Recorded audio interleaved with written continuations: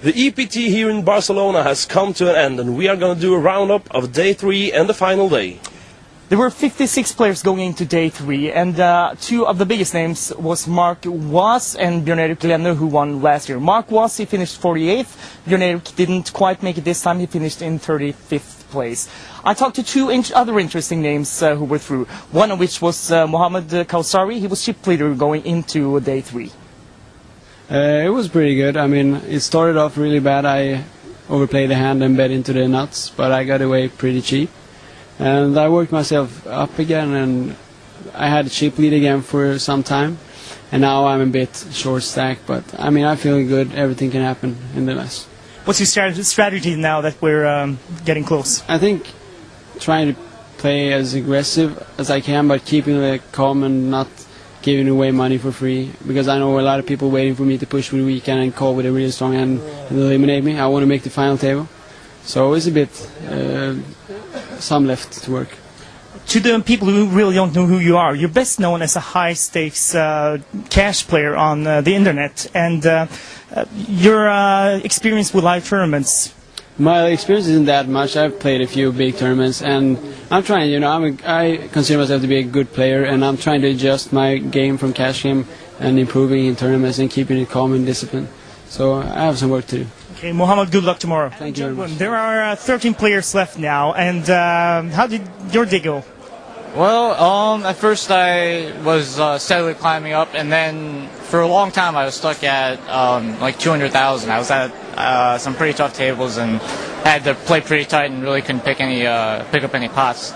And then I got moved over here and ended up in a really big pot. I chipped up to 300,000, and then got into a hand where I believe the button could have been the cutoff, opened for 30,000, I believe, at 5,000, 10,000, and I made it 110 with ace 10 off, and he 4-bet shoved all in, and I was getting like around 2-1, and I also felt that his range was very wide, so I ended up making a call with ace 10, which was not exactly easy, but and I was right. He had queen jack, and I ended up holding up. So that pot got me up to around 575, I guess, and then I ended up bluffing some chips off near the end of the day. But overall, I'm satisfied with the day.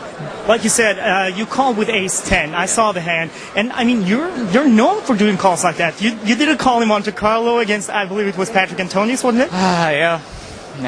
I've talked about. How do you do it? I just, you know, I pieced together the hand and just used all the information available to me, and I don't know, just, you know, I've been playing for a long time. I'm not, you know the situations, and I try to keep track of the players' images and, you know, what they're capable of and what they think I'm capable of and so forth. You know. Yeah. Great. Good luck tomorrow. Thank you. Appreciate it. Mohamed Kausari, also known as Fast Freddy or the Terrorist, known for his internet play, he actually finished just before the final table, but he proved once again that he can do more than play online. Adam Junglund, he finished in 6th place. He's 19 years old, and he took home close to 200,000 euros for his 6th place finish here in Barcelona.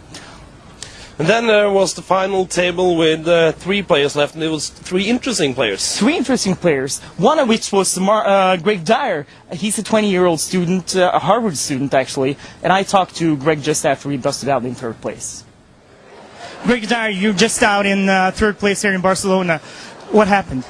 Well, I came into the final table with the chip lead. Nothing much happened, a few people busted. Then I got into some hands, lost some chips. Came kind of short-stacked, doubled up, came short-stacked, doubled up. Eventually, this guy who on the small blind, I can't remember his name, but he'd been raising a lot from the small blind against my big blind. He raised after just winning a huge pot, and I shoved King 8 for about 450,000, I think, and he had aces, so that was that. Mark, you're just 20 years old. This is the first time you play. Greg, I'm sorry, Greg. Yeah.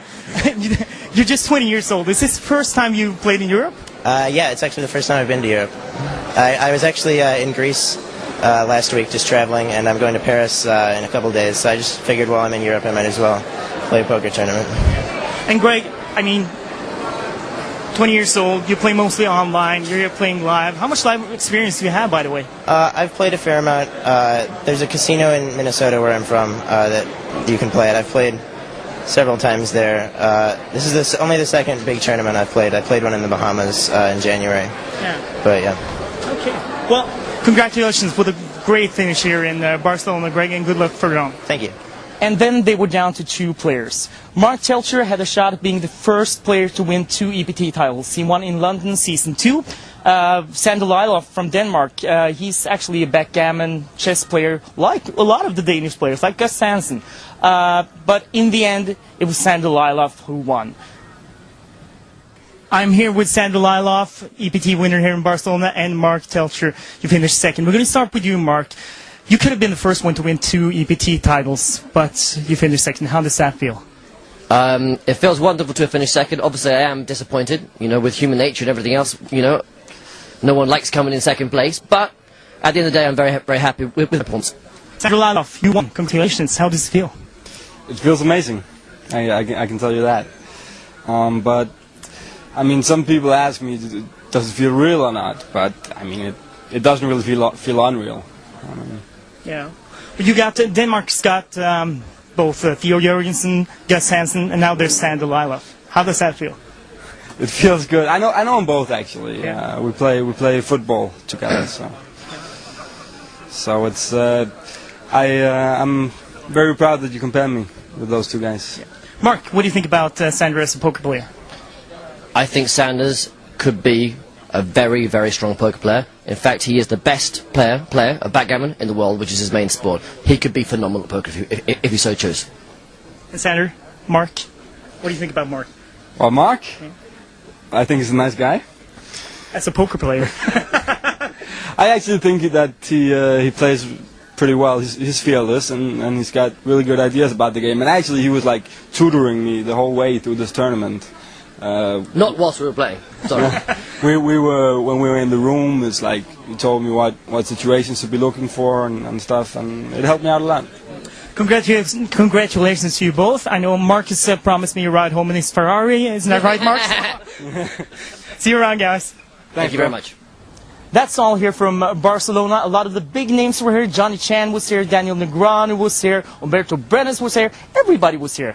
And it's been a beautiful tournament with a lot of action. Until next time, I'm Lars Peter Landmark. And I'm Stig Moon. And we're here for Card Player Nordic.